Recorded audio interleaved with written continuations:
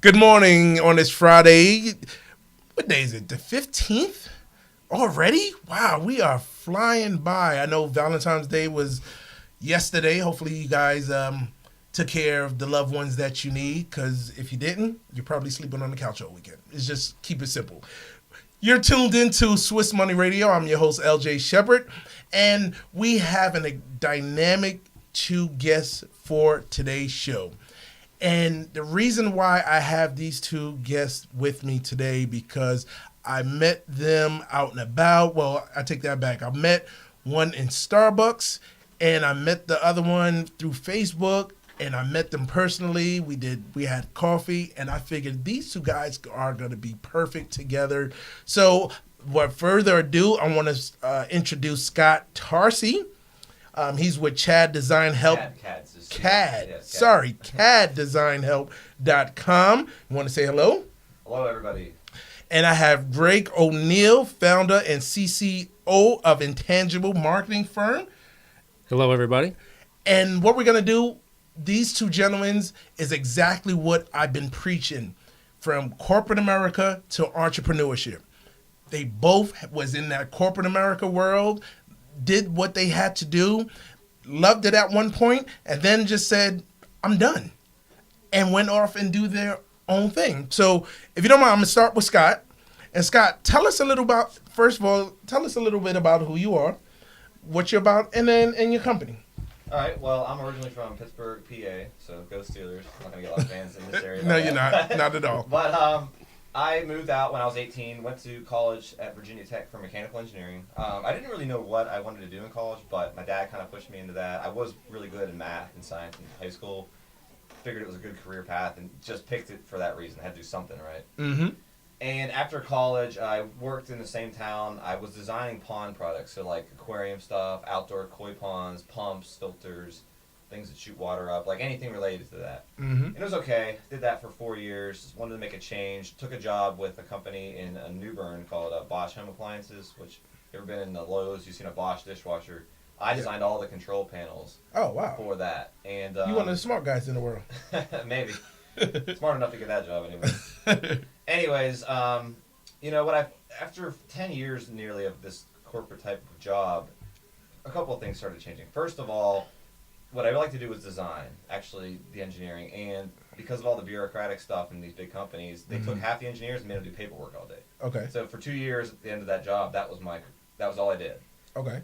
So on top of that, I didn't like someone telling me, you're going to work from 8 a.m. to 5 p.m. Monday through Friday, and we're going to pay you this much per year. Okay. No matter how good the job you do or how bad of a job you do. And there's no incentive, from what I could see, to work harder. There was no upward path. I didn't really want that. Yeah. I saw how many hours my manager worked. I was like, I didn't want that to be my lifestyle. I didn't want to be here Of course. 3 more hours just to make a little bit more money. I wanted basically freedom of time, freedom of location, and freedom of how much I can make. I mean, I didn't want a limit. I didn't want somebody telling me this is what you're going to make and that's it. Yeah. So I started CAD Design Help, which is basically what I was doing at my full-time job. So CAD is computer-aided drafting, drawing like 3D models, and this is how all products essentially get made. They all start there, or with a sketch, but you have to get that 3D model done. So I launched the website, but nothing happened, literally nothing. This is all when I was living in New Bern, 5 hours away, small town. Yep. There wasn't a lot of networking opportunities. And started dating a girl here in Charlotte, and just decided between wanting to move closer to her and the fact that I just wanted to make a career change, I said, well, I'm not getting any clients here, but let me go take a sales job in Charlotte if I can find one. Yeah. Because if I'm going to do this, I got to learn how to sell. I've never sold anything in my life. Yes. So I took a huge pay cut. I was getting paid half salary. Now, there was a commission structure, but it wasn't good. And realistically, after working that job for a little bit, it was going to take me years to get back to where I was. Yeah. But I came here and I did it, and I did learn a lot. And I'll give you the honest truth, I got fired from that job.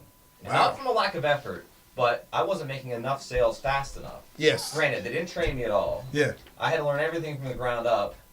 And even if I was great at it, I was selling like technology products, like very expensive audio systems for like mid-sized companies. Yeah. These were $50,000 to $100,000 purchases. The reality is no one's going to buy that in a couple of days. It's going to take 6 months to a year. Yes. I was only there for 6 months. Yeah. So I was out of that job.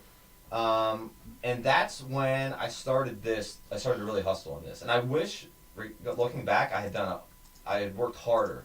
I didn't believe at the time, this was probably like mid 2015, where I got laid off from that job and everything.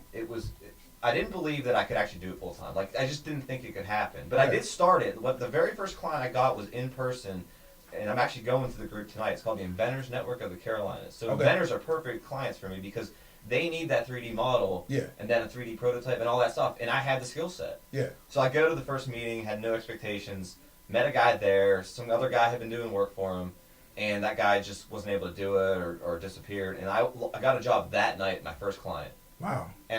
So I started it up, but I didn't really hustle as hard as I wish I would have because I wasn't getting enough to make it a full-time. And I never even thought that was possible. I was just looking for a regular full-time job again while doing that. And I eventually got another one in sales, a little more engineering related.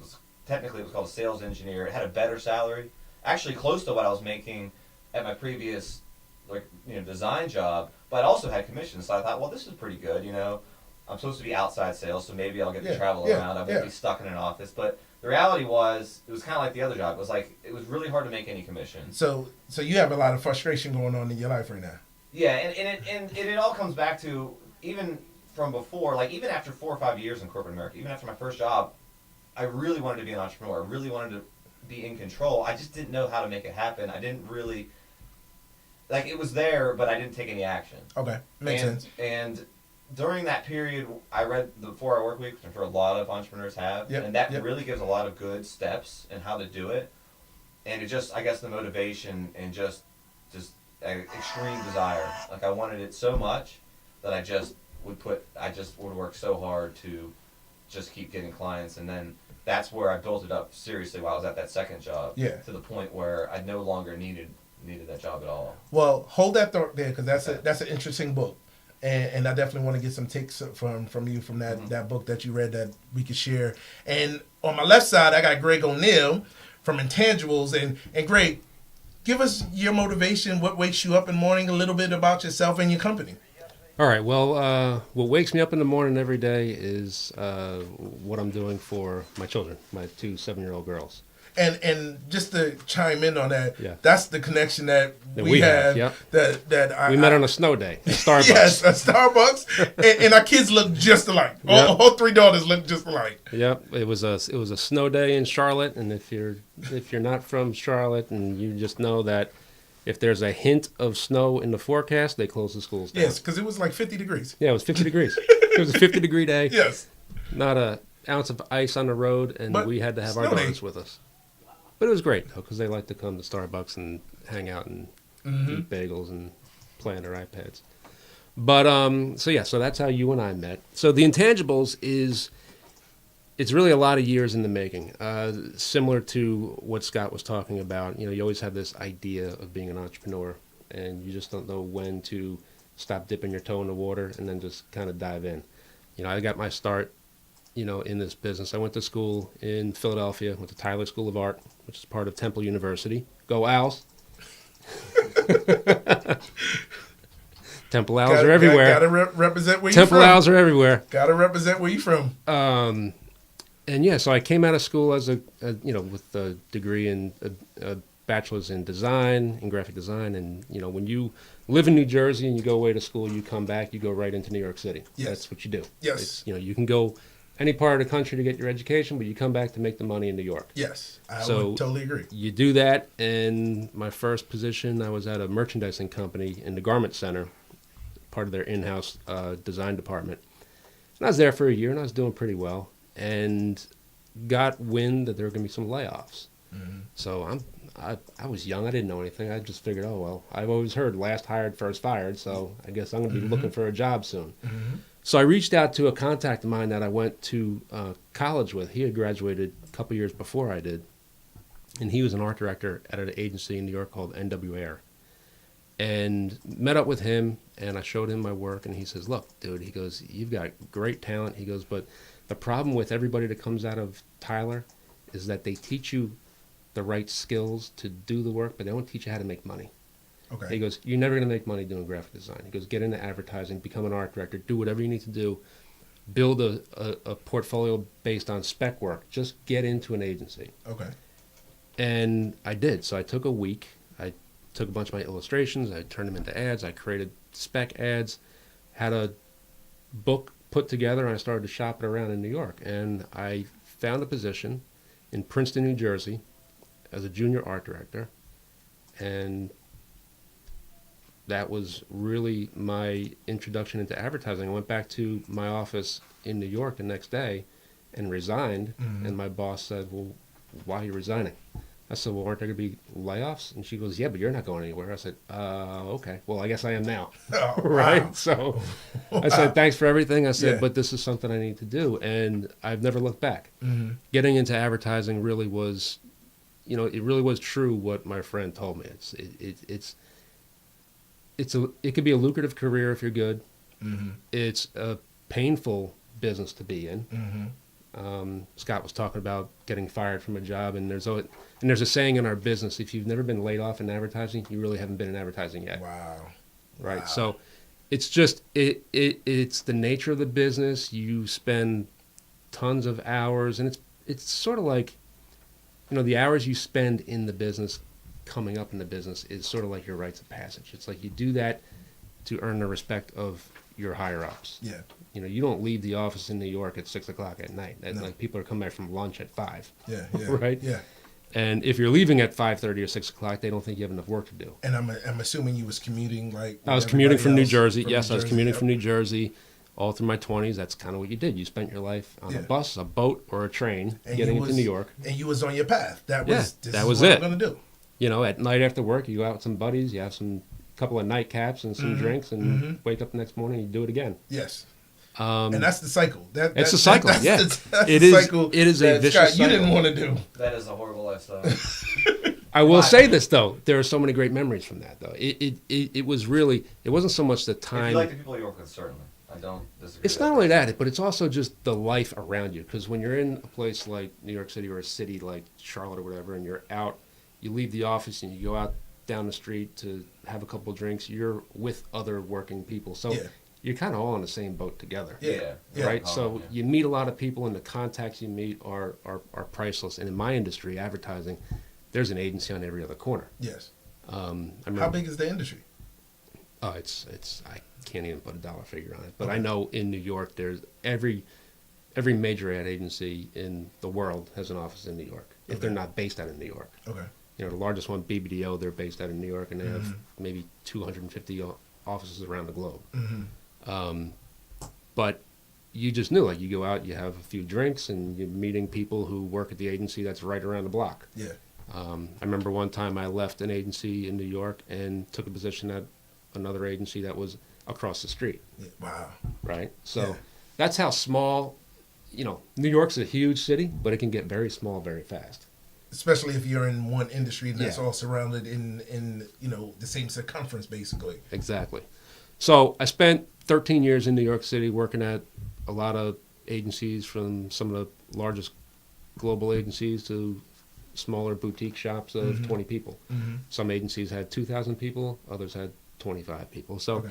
I got a good range of experience from that. Left New York in 2003, went to an agency in Columbus, Ohio, and that was eye-opening to me. One, you actually had a good work-life balance. You were able to leave the office at 5:30 and have a life. Yep. And I would call my buddies back in New York and they'd say, well, what are you doing? I said, well, I'm going to the golf course to hit some balls. And they're like, are you kidding me? I'm going to be here till 10 o'clock tonight.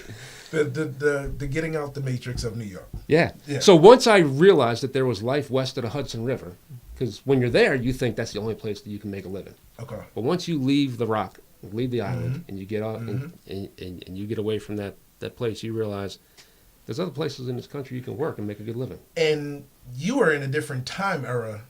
Yes. And so back then, that was the norm of thinking. That was the That normal, was the normal way of thinking. Yes. But now, with technology and especially with with your engineer mindset, you could make money anywhere Absolutely. about. You don't have What I to set up be the in. whole thing to be. Yeah, to be And I'll never worldwide. change it. Yep. And see, this is why I'm about to get excited, because you guys' mindset are similar to mine. So what I'm gonna do, I'm gonna call this our tease right here, because I want you guys to start thinking about some of the fears that you had. Yeah, both was in corporate America. I want to hear the story of that point where you said, I can't do this no more. I'm done. I want to do it on my own. And that's the point I want to bring after we take this break. We got to play some music and then go from there. You're listening to WDRB Media. I'm your host, LJ Shepherd, right here on Swiss Money Radio. We do this each and every Friday at 9 o'clock, so make sure you tune in. I'll be right back, and they're going to just tell me their fears right here on WDRB Media.